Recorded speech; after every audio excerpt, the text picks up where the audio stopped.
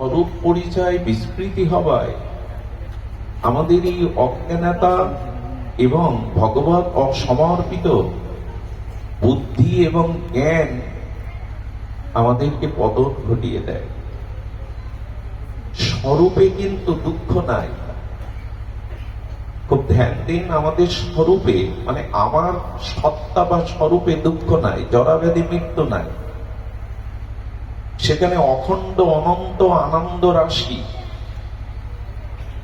তুলসীদাস গোস্বামী বলছেন, জীবের পরিচয় দিয়ে বললেন, ঈশ্বর অংশ জীব অবিনাশী, চেতন অমল সহজ সুখ রাশি। আমার স্বরূপ কি? ঈশ্বর অংশ জীব অবিনাশী, চেতন অমল সহজ সুখ রাশি। গোস্বামী তুলসীদাস বলছেন, আমরা ঈশ্বরের অংশ। আমি অখণ্ড অদ্বয় পরতত্ত্ব ভগবানের চিত অংশ। আমার ভিতরে সত্তাতে যদি আমি দৃষ্টি দেই, কি আছে? অজর অমর শাশ্বত সনাতন চিরন্তন নব নবায়নমন আনন্দের সহজ রাশি আমার সত্তা। কিন্তু দেহতে আনন্দ নাই। এই জড় প্রপঞ্চময় রক্ত মাংসের পিণ্ড, দেহেতে আনন্দ নাই। কিন্তু দেহটাকে আমি ভেবে বসে আছি। আমার স্বরূপ জ্ঞান নাই তো। মাটির দুটোই পাত্র, একজন মৃত্তিকার পাত্রে অমৃত রেখেছেন, একজন বিষ রেখেছেন। তো বিষ থেকে সে জ্বালা ছাড়া, বিষের যন্ত্রণা ছাড়া কি করে অমৃত পাবে?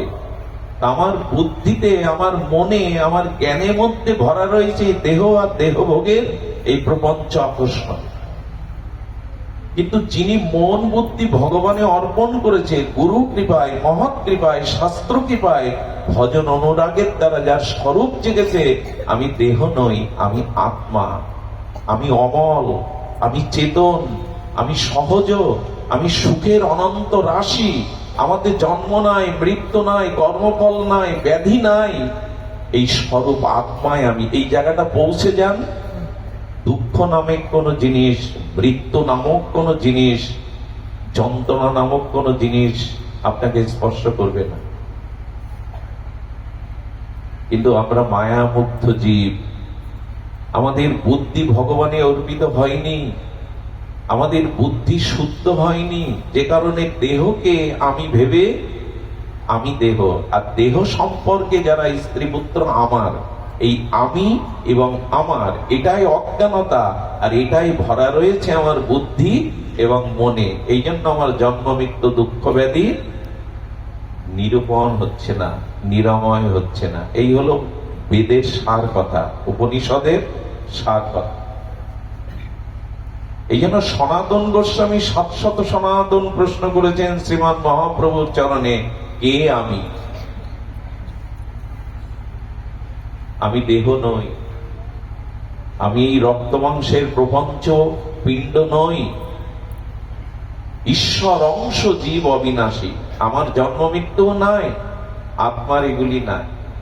কিন্তু সেই আত্মতত্ত্বের অনুসন্ধান কোথায়?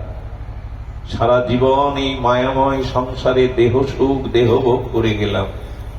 এই জন্য যতদিন জীব অন্তর্মুখী না হবে, ততদিন সে শান্তির দেখা পাবে না। এই দেহ ধারণেই দুঃখ। গর্ভে কিরমিকিটের যন্ত্রণায় মলমূত্রের দুয়ারে পড়ে থাকি মার গর্ভে। গর্ভ দুঃখ, প্রসব দুঃখ, শিশুকালে জরাব্যাধির ঠান্ডা লাগার দুঃখ, পিঁপড়ে কামড়ালেও বলতে পারি না কামড়েছে দুঃখ। এরপরে অর্থ অভাবের দুঃখ, যার সাথে সংযোগ হলো তার কাছ থেকে দুঃখ পেলাম, যে বিয়োগ হলো তার সাথে দুঃখ পেলাম। জরা দুঃখ, মৃত্যু দুঃখ। দুঃখ ছাড়া আছে নাকি আমাদের? আনন্দ কোথায়? সুখ কোথায়? গর্ভে কিরমিকিটের মধ্যে পড়ে থাকতাম, মার মলমূত্রের দুয়ারের কাছে আমার মুখটা ছিল।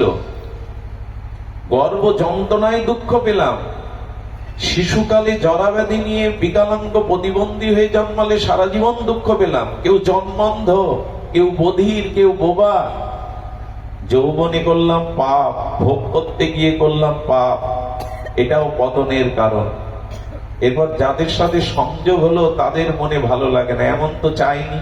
সেই সংযোগেও দুঃখ, আবার কেউ যদি বিয়োগ হয় তাতেও দুঃখ, জরা দুঃখ, ব্যাধির দুঃখ, মৃত্যু দুঃখ, পরকালে নরকের ভয়ের দুঃখ।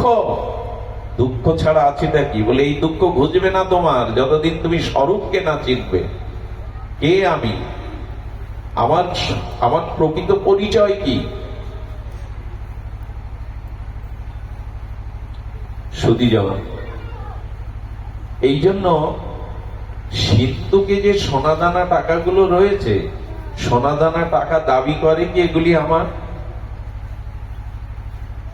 ধ্যান দিন, সোনাদানা টাকা পয়সা সিন্ধুকে রয়েছে, সোনাদানা টাকা পয়সা সিন্ধুকে রয়েছে, সিন্ধু কি দাবি করে যে এই সোনাদানা আমার?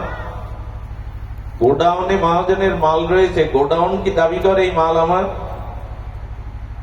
আমার এটা সিন্ধু। এই সিন্ধুকে যে ভগবানের চিৎকন আত্মা, শাশ্বত সনাতন অজর অব্যয় সনাতন সত্তা রয়েছে, এই সত্তাটা দেহের নয়, এটা ঈশ্বরের অংশ। আমি এই দেহ নই। এই উপলব্ধি হলো বেদান্ত দর্শনের মূল উপলব্ধি।